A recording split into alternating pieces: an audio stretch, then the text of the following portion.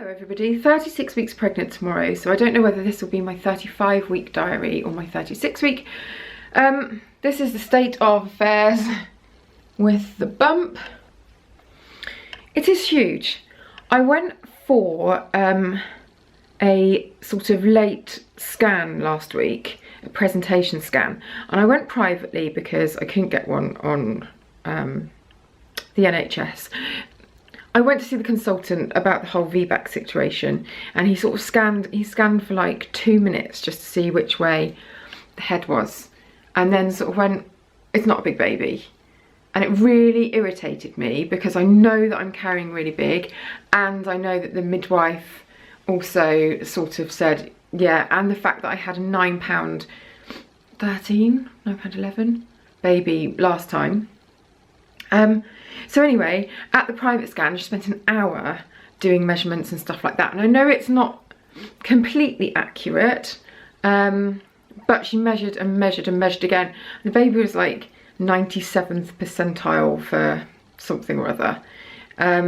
So it is a really, even if you take off the sort of leeway for estimating the baby size, it's still pretty big for, well, it's big. It's a big baby. I think it's going to be a big baby. Apparently, they put on about £0.5 pound a week from now. So at the moment, the minimum sort of measurement was something like £7.12, and the medium measurement was £8.1.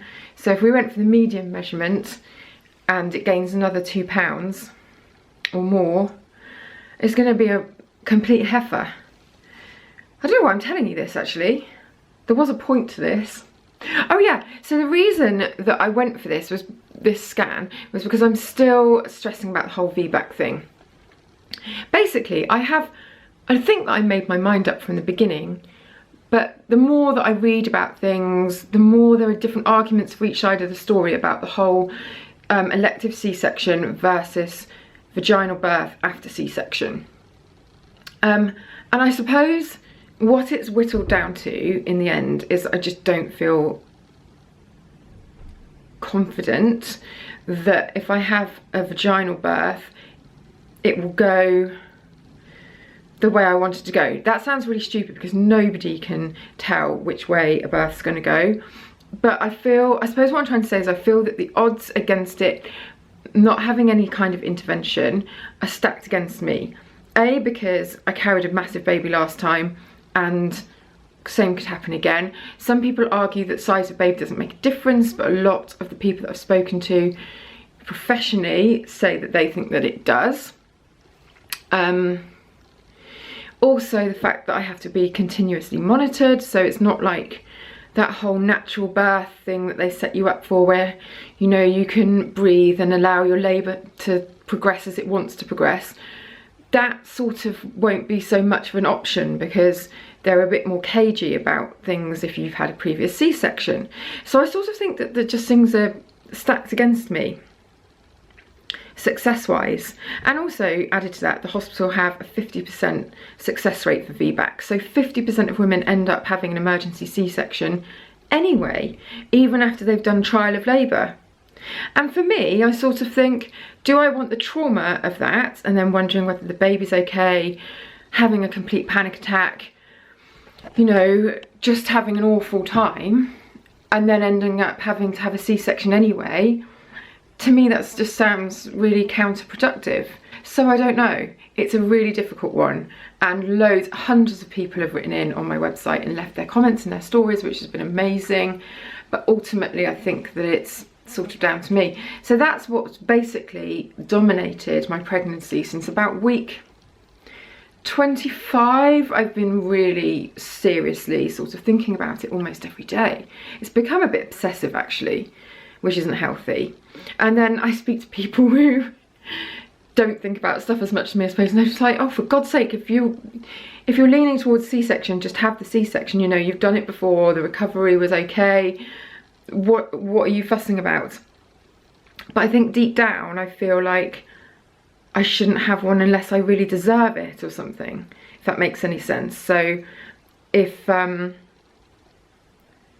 you know, if there's a chance that I could have a successful vaginal birth, then I should be trying for that.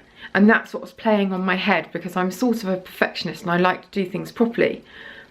But on the other hand, you know, what if it's like a £10 odd baby and I go overdue again, because I went overdue by 2 weeks last time, and I don't want to be induced and have had a previous C-section, because they do it a different way and they can't induce you in the same way, and there's all these different things that just I feel stack against having a natural birth. And I know plenty of people have done it, but my personal feeling for myself, which I suppose is the most important thing, is that I just don't feel I don't feel confident in it. And last time, before I had to have a cesarean because the baby was breech, I was just so confident about going in there and giving birth naturally, and you know, I'd read all these books and I really was filled full of adrenaline about it, and I felt really empowered. And this time round, I'm just a bag of nerves, really. And the more you read about different things from each side, the more horror stories come out about, you know, babies, things happening to babies and terrible things happening, and just, they make me panic, and I think, oh my God, just get the baby out safely. That's all I want to happen. And nothing else really matters. So there, that's why I went for that scan. And you know what? It was money well spent. It was £150 and I was there for an hour. I probably wasn't supposed to be there for an hour, because when I came out, the whole waiting room was full of women.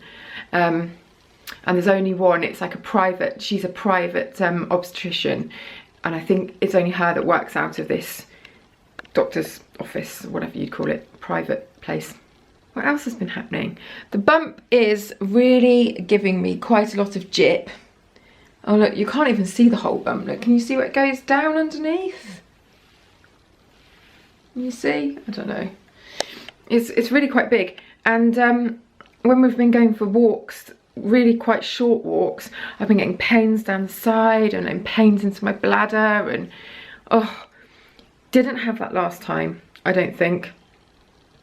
So that's been a bit of a surprise. However, I never had an engaged head last time because she was the wrong way up.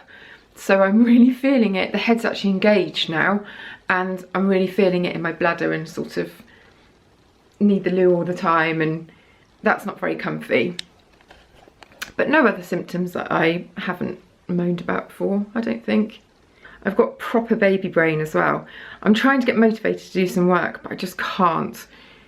Every time I go to write anything, I can't string a sentence together. It's taking me about 8 times longer to write any kind of content than it would normally. And I keep doing really stupid things, like leaving doors unlocked and putting things that should be in the fridge in the cupboard, vice versa. Yeah, weird stuff. Mood swings. Not terrible mood swings, but yeah, getting a little bit worse. Anyway, I've got to go because I've got to shoot a video for my main channel. Don't know what it's going to be on. Feel like I need a little nap before I start, but if I do that, then the day will be gone. Yeah, so that's my update. Hope that you found that interesting, especially if you are in the whole VBAC quandary. You know, everybody's different, and so everyone's going to have a different opinion, but that's just how I feel, being really honest. I'm off to go and do my filming, and I'm going to do a what's in my hospital bag video because it's been much requested. So yeah, I'll do that as well next week and try and get that up. And yeah, see you next time.